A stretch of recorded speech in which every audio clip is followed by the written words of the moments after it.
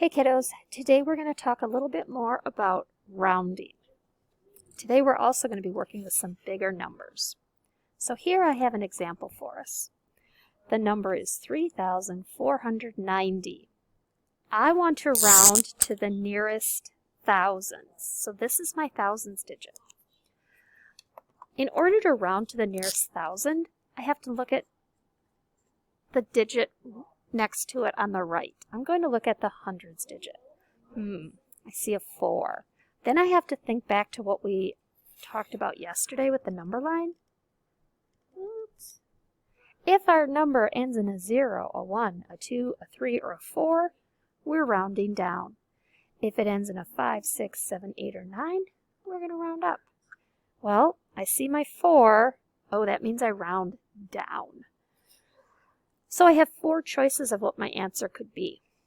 Well, I know it can't be 5,000 because that's bigger and I want to round down. Well, the same goes for 4,000. If I'm rounding down, my estimate can't be bigger. 4, that means I round down.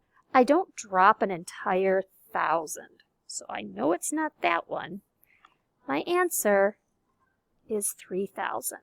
So 3,490, the rounding of that to the 1,000 is 3,000. Let's do another example.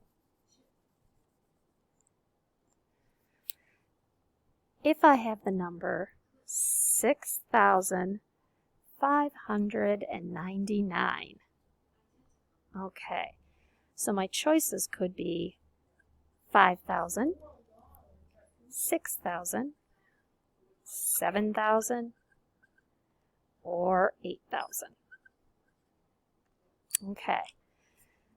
I have to round to the nearest 1,000, but I know I need to look at my hundreds digit.